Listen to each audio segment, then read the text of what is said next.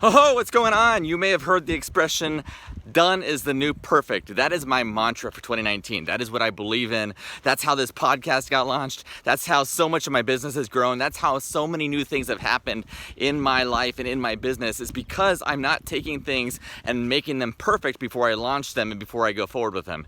If you want to know more about that and understand how that really works for you to your advantage and why you should do that, you need to check out this podcast today.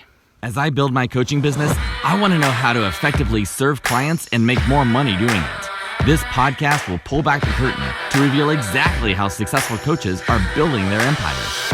Join me as I engage with top coaches from all over the world to discover their secrets. No theatrics and no theory, just real life strategy. My name is William Winterton, and this is Coaching Success Radio. Hey, like I said, done is the new perfect. Take that, put that quote over your computer, over your laptop, on your phone, whatever it takes, because I'm telling you, that's the one thing that stopped me for so long from getting things done, is because I had to be perfect. In my mind, I had to have it nailed down just right. I couldn't make mistakes. I couldn't be the guy who sort of kind of had it done right, but maybe my hair was a little messed up, or maybe I stuttered and stumbled over a couple of words, or maybe it was really windy outside and I had some problems with audio. I didn't care anymore. It's one of those things where now it's like, if I have the content and I have the energy and I'm in the moment, I want to get it done now. I don't want to wait because it may not be the same a day or 2 days or a week later. So the same thing happened here to Mark Chetwynd. Mark is brand new to coaching. He's actually finishing up his program, about halfway through his program. And he is a Canadian, actually out in the United Emirates.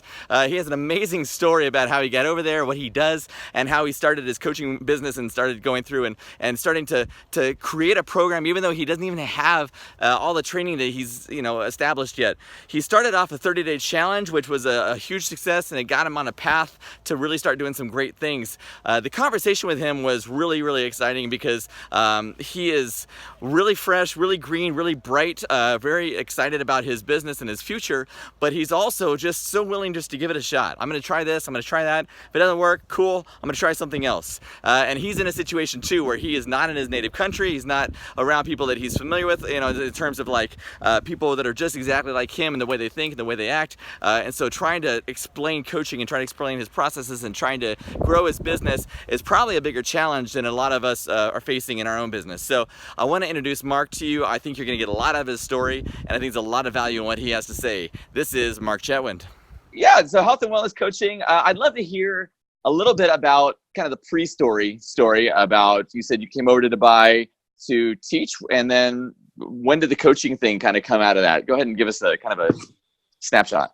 Sure thing. Yeah. So what brought me abroad was to teach English as a second language in Korea, and I stuck around for a few years, and then I decided I was really into the idea of teaching at an international school at another area of the world, and I hadn't explored the Middle East, so I popped over here, and I lucked into a really great job and stuck around for quite a while. But the fact of the matter is, there was a lot of stress involved in the job, and it was kind of taking its toll on my mental health and my energy levels and all these things. And I was starting to sort of question if that was a passion of mine and could I sustain that? And well, the answer is no, obviously, because I transitioned out. But to be perfectly honest, I had initially planned on taking a gap year traveling, and unfortunately my father got quite ill, and I was brought back home to Canada, and I stayed there for several months, and that kind of changed all my plans. The gap year kind of changed, and so to be honest, I took a life coaching certification program while I was home, purely out of interest. I knew very, very little about the space, the coaching world, but what I found and gained from that program was a real sense of purpose and focus, and it opened up a lot of doors to me in terms of what's possible. And I started networking, and then I've always been passionate about health and wellness anyway, and I thought, well, what a wonderful way. And just a little side note, I also have an English literature degree. I love to write. It kind of all fit together magically almost, and so now I'm still enrolled in a sort of intense advanced coaching program for health and wellness. But yeah, that's me. Here I am. Specifically with life coaching, why that realm of did you go into it basically because not so much that you wanted to coach, but because you liked the ideas behind it, and then coaching was kind of the byproduct of it? Absolutely. It was just as much of a personal journey as it was anything else. It was this specific program was focusing on sort of the 5 areas of life coaching, which would be, in addition to health and wellness, spirituality and career and so on. There was 5 different areas, life purpose. And so it was really just fascinating to sort of take an inward look and be held accountable and practice coaching other students as well throughout the duration of the course. It was an accelerated program, actually, very intensive. And but it was really quite powerful. And because I was dealing with a lot of personal family issues at the time and health-wise with my father and these sort of things, it really kind of kept me grounded and really gave me just the confidence to know that I was doing the right thing at the moment. You know, I wasn't quite losing my grip and that sort of thing.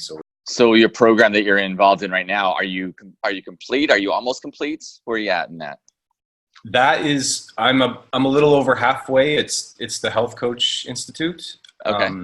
Yeah, and so that's much more set on the nutrition side of things and coaching skills as well, of course. But yeah, I'm about halfway through there, and meanwhile, I'm doing both practice clients and I have, it's just small time at the moment, but I do have some paying clients as well. So life coaching and then health and wellness coaching. What is there a reason that you jumped into the health and wellness side of it? Is that kind of it? Then I understand the life coaching side, but it's kind of like 2 different paths. Am I right? Yes.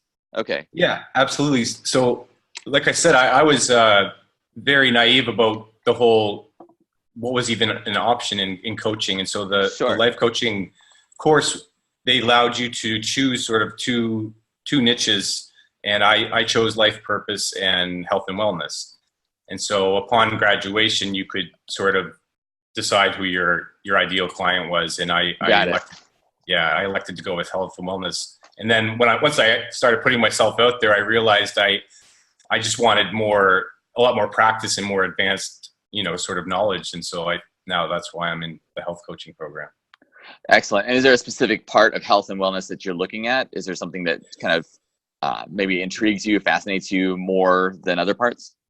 Yeah, absolutely. I'm really, not only because of my father passed away with chronic illness, but sorry. Also, no, it's quite all right. But also here in the United Arab Emirates, there's a real epidemic of diabetes and heart disease, and also obesity, even in children. And because I've lived here for so long, I have quite a connection with the community and working with so many children and their families. How have you been letting people know that you are coaching? What kind of marketing are you doing out there? Yeah, still very in the early stages of that, but because I was affiliated with a very large international academy here at international school, I know a lot of expats, a lot of teachers and expats and their families, of course. And so I've done a few talks at local centers around here just to raise awareness, because it's quite a new thing here. A lot of people don't even know anything about health coaching or things like that. So just getting the word out is kind of a challenge. And then also I'm now a little bit more aggressively doing some programs with my social media. And I just did, for example, a 30-day, I call it a spring clean. It's sort of like a cleanse, but yeah, I got 30 people from around the world, and a lot of them were from here as well, and they joined us. And because of that brought in a lot of sort of interest and inquiries as well. And yeah, I'm just kind of experimenting. Can you talk about that for a minute? That's really interesting. So you did is it a challenge, kind of a 30-day challenge? Yeah. Anything? Yeah, I sort of, with my research and background, I did some research and put together a 30-day cleanse. But for all intents and purposes, it was just a matter of eating real foods and, limiting your sugar intake and Sure. that sort of thing. Yeah. But basically I just announced it on Facebook and I said, I'd love to have 30 people join me if we could. And it wasn't difficult at all. I think within 48 hours I had those numbers, and daily I would post a sort of small step, a little challenge in addition to the program that I gave them to follow with guidelines. And it was fantastic. In fact, some of the results were quite astounding. One of my friends from back home, who I haven't seen in quite some time, but he managed to lose, I think he said 7 kilograms in those 30 days. So, Wow. I mean, yeah, you can't knock that. No, that's fantastic. And what a way to start building yourself as an expert and branding yourself in this community, that you start something like that. Well, that's massive action. That's really good. That's especially for just being such an early stage of your business. Well Sure. thought. You think about doing some more stuff like that? Yeah. I think it's really uplifting for me. And what I really like and admire about it is that the outcome I was looking for was not that people would, lose a lot of weight or whatever their specific health challenge was, but it's just that they were prioritizing their health. They started thinking about their health in a different way. And it was really beautiful to see. And people would come with questions, and it allowed me to, really tap into my knowledge base and my skills. And so like you said, it was self-serving in a way that it was practice for me, and it was really held me accountable. I had to follow up and make sure I was giving, vetted, curated information that I could trust. And yeah, so it was challenging, but it was good. And I was also sort of the face of the challenge. So I had to, follow up and do my part. Yeah. So it was great. It was wonderful. And I felt wonderful after the whole process and got some really great feedback. Good for you. Well, that is great. And it does. It is self-serving, but at the same time, you need to start getting your feet wet and doing things that are a little bit out of your comfort zone, right? Absolutely. You don't typically create 30-day challenges on your own unless you've got something behind it. It's not something you do every day. So that sets you apart as well. That's wonderful. I don't know what your plans are as far as staying there, going back to Canada, moving wherever and nobody knows exactly where you want to go. But let's just say that crystal ball, I could look into it, and in 3 to 5 years, I saw you and you were in the peak of wherever you wanted to be and right where you wanted to be at, Mark. What would that look like for you right now with your, in terms of your business? Yeah, sure. So I would be, absolutely thrilled if I could start coming up with a few reliable streams of income as far as in addition to the coaching, but whether it's, like I said, programs or courses, even ebooks, these sort of things. This is what I'm looking into now. I just actually, lots happened in the last month, but I've published 2 articles in the last month, and I joined a coaching firm as well. So we're sort of, it's a group of life coaches that came from my graduating class, and we coach each other and monthly. And so I might, for instance, have business coaching one week, and I coach another student in health.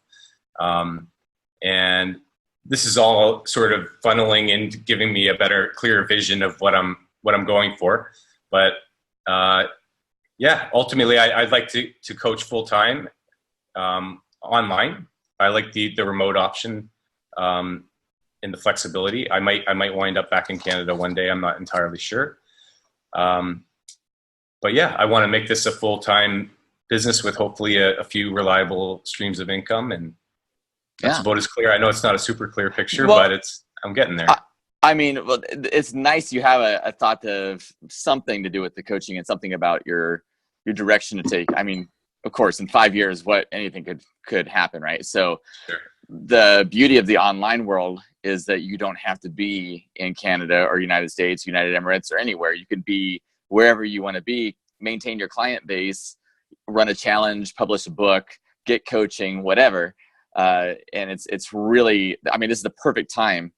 And the other thing is, you kind of said something that's kind of been a common theme. And if you watch some of the podcasts, you'll start seeing this. But I haven't spoken to anybody in your area, but a lot of Europe, the same conversation about coaching really hasn't taken off. People don't know. They understand sports coaches, and they understand, like maybe a money coach or like a financial coach, but like life coaching and fitness and health and wellness and mindset, spirituality, all that kind of stuff. That coaching world is very new and very ripe.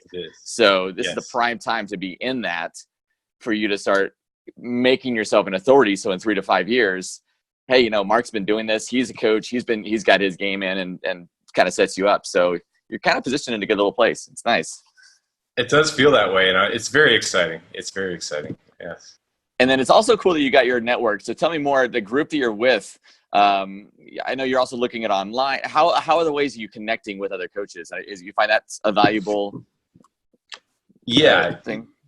Yeah, definitely. I joined a number of groups on Facebook, and it's really, really great because what's beautiful to see is how freely everyone is willing to help one another and engage.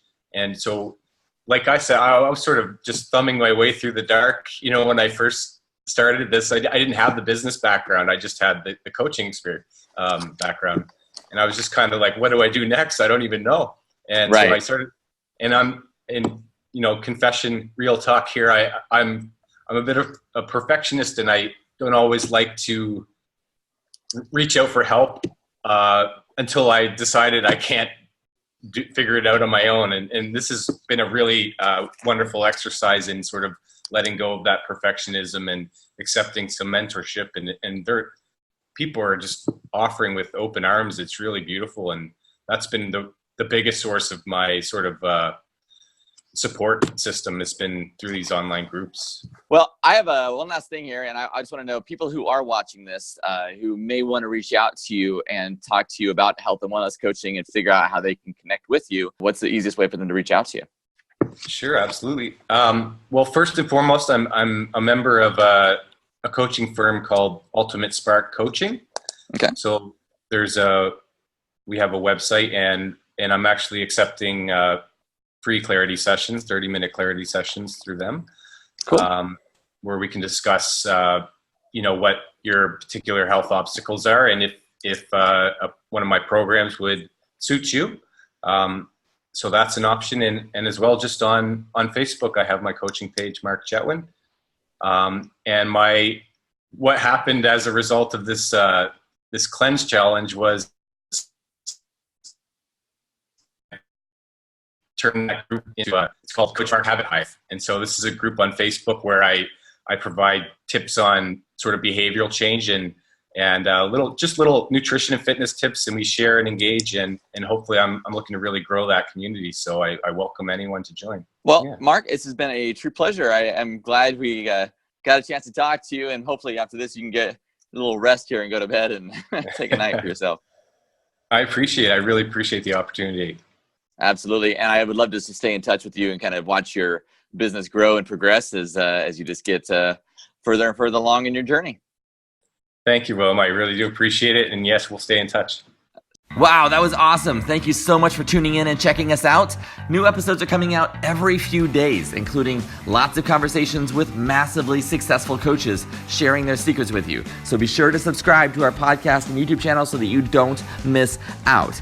And if you're looking for a way to start making serious money from your coaching, you need to check out my free training. It's at williamwinterton.com. I lay out the step-by-step on how to start making 5 figures a month in the next 60 days. Check it out, williamwinterton.com. I'll see you next time.